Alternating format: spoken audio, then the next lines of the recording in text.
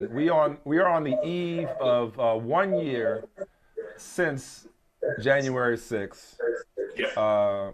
and I believe, correct me if I'm wrong, I think you were on the show with us that day. I We remember were Michael on and the I. show. Yeah. Yeah, Yes. we were reacting in Yeah. real time to the insurrection as it was Yeah. happening, and then you joined us that day.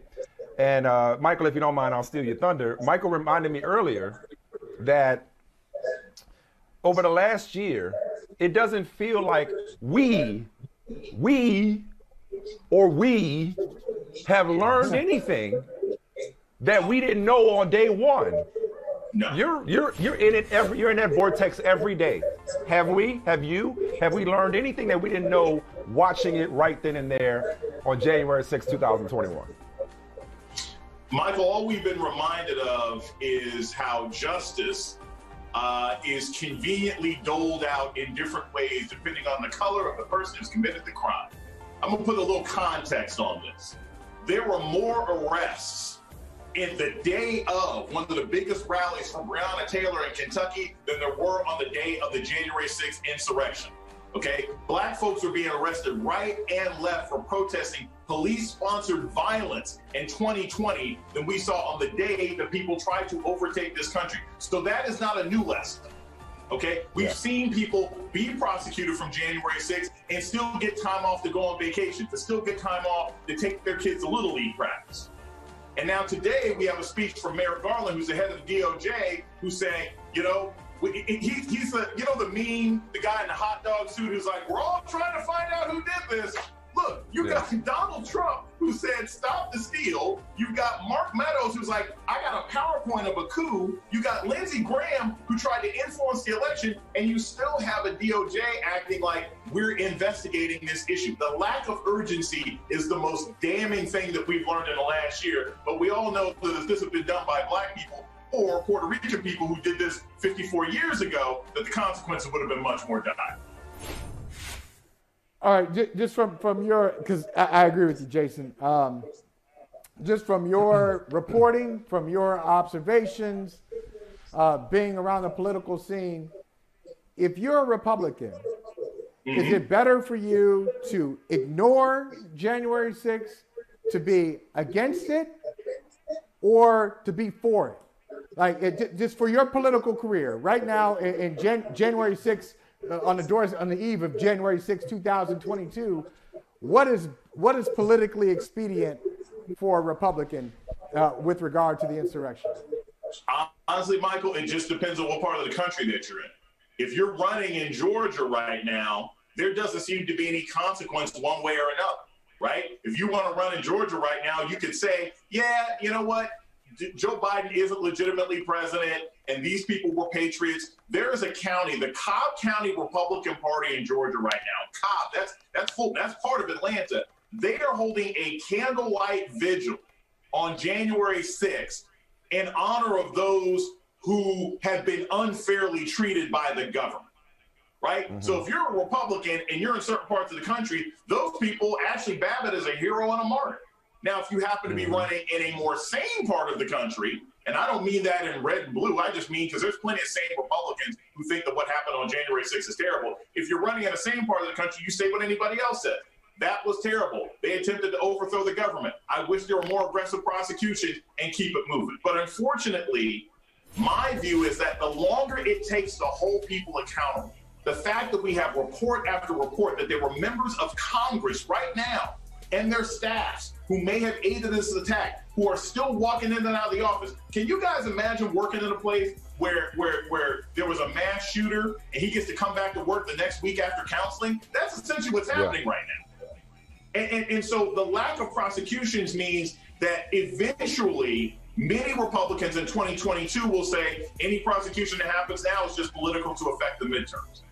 And that's my real concern for people running, that they can call it political now, whereas if it happened last year, it really actually looks more urgent.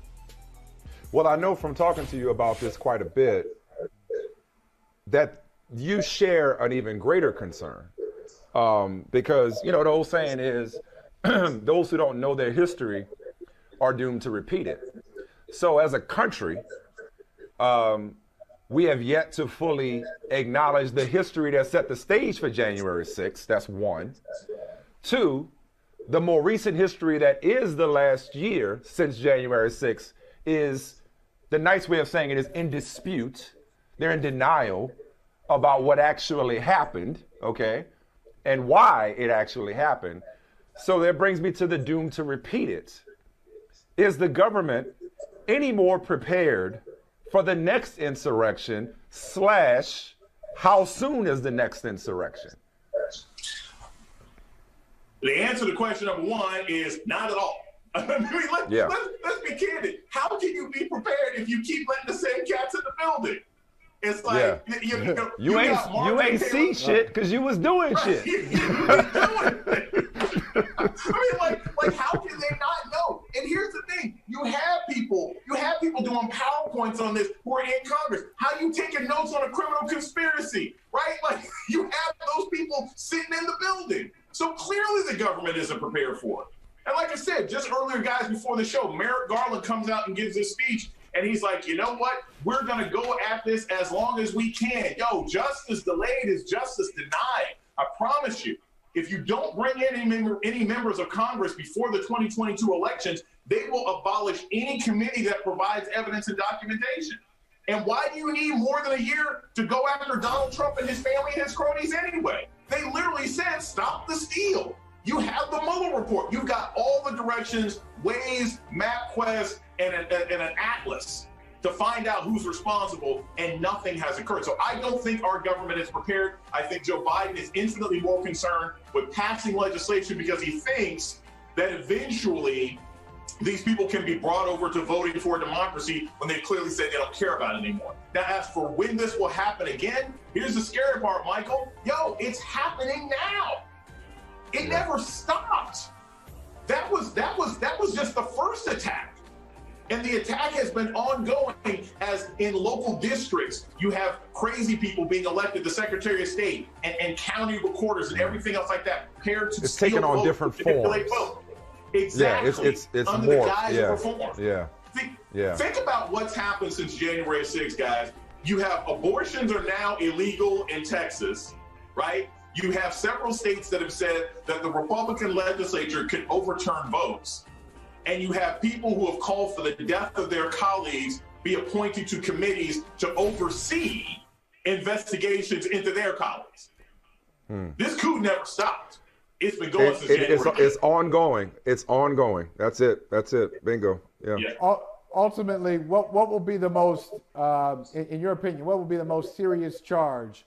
Will it be, somebody who, will it be an insurrectionist doing time, or do you think it will go higher? Or anybody of any kind of political standing suffer any consequences for what happened, in your opinion? I have absolutely no evidence to believe that Merrick Garland will be committed to prosecuting anybody at a high level. How many different times? I mean, Donald Trump is at sort of like, we're beyond Stringer Bell. He's at Kingpin level. He's at Lex Luthor level. How many times can Superman bring Lex Luthor in, throw him to the I got all the evidence here, right? He was making nuclear kryptonite. He was poisoning. How many times can you drag him in? And the police are like, thank you, Superman. And then they do nothing. So I don't think there's going to be any high-level prosecution. At one point, I hope that maybe Ivanka or Jared or one of these people, they've got tax fraud that should put them away, and nothing has happened. So I don't think any of these people, Michael, are going to face any. I'm not just talking minor consequences. I don't think they're going to face anything at this point. Because if it was serious and it was important, the window in which to do these things was the first 6-7 months of this administration, when the public and the people who voted Joe Biden in office were like, please do something. We've been abused by these people for 4.5 years. Do something. And they have. Last question I got on this is, again, it is January 5th. Tomorrow is certainly nothing to celebrate. It's not an anniversary. Right. You have these conversations all day, every day. Excuse me, on Twitter, on MSNBC, other places. Like in your vortex, in your world, what do you expect tomorrow? Both in media, mainstream media, social media, society, whatever? Like, what are your? Because I think back to the reason I'm asking this question. I think back to a year ago today. We knew that there was a rally, which turned into an insurrection planned for the next day. We knew something was going to pop off. We just had no idea how ugly it was going to get. So I think back of what if they had succeeded in assassinating Nancy Pelosi or assassinating Mike Pence, or what kind of, in an alternate universe, what does this country look like had they succeeded in taking away the certified votes or what have you? Just what do you expect in general tomorrow? Because I know you're going to be in the thick of it, in the thick of this conversation and reflecting on the last year. A lot of what's going to happen tomorrow is people slapping themselves on the back and saying the system worked. It's people who, it's interesting. It's like getting into the car with your drunk friend and having 3 or 4 car accidents and say, you know what, seatbelts work. The solution would be to put your drunk friend in jail, right? He keeps committing DUIs. And that's what's going to happen tomorrow. You're going to have a lot of media people saying, you know what, despite Marjorie Taylor Greene and Jim Jordan and Ted Cruz and Josh Holley and Donald Trump, and run down a list of conspirators, the entire Legion of Doom, right? Here we are, and America still exists. That's what you're going to hear people say tomorrow. And the problem is, does it though? Does it, when we still have hundreds of thousands of people getting sick every single day from COVID because we still have administrators of local states who don't care anything about it? Does it still feel like America when you have whole states that have made abortion illegal, that are trying to prevent black people from voting? Does it really feel like America where the head of Delta Airlines can tell the CDC when people need to come back from having COVID? This don't feel like the America we had on January 5th. I was hopeful on January 5th about where this country would go under Joe Biden. I am a lot less optimistic now. That's the thing you're not going to hear from anybody tomorrow, except probably me. Well, that's why we got you. And we're thankful for you, and we are happy to have you today and every day, man. And really appreciate you taking your time to join us today, because I know you're doing so with a heavy heart.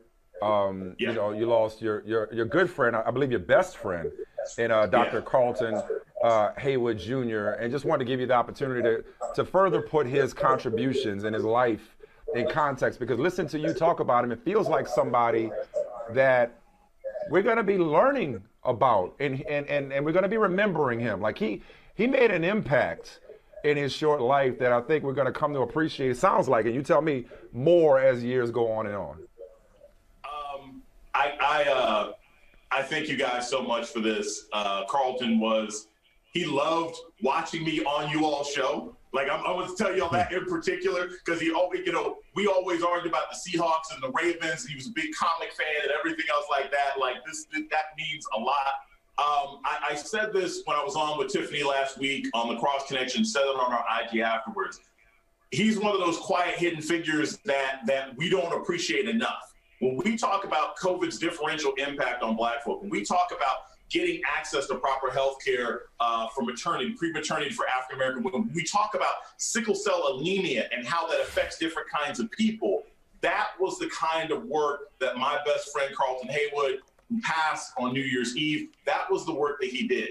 We raise money for cancer. We raise money for heart disease. But we don't realize that 200,000 people suffer every single year from sickle cell anemia. And it does affect T-Boz, and it does affect Miles Davis, and it did affect Lorenz Tate.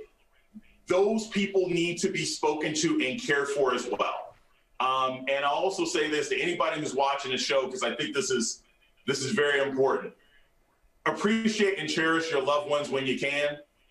You don't know how long you have them. We all still feel young and invulnerable, but I have been blessed and fortunate by the fact that I have so many. I got old emails from college that I printed out. I got old documents. I got old letters. It's a way to remember and keep him alive in my heart. And I promise you, it's not morbid to want to make memories now with the people that you love, because you don't know how long you're going to be able to keep them, and you never want to regret time that you didn't spend.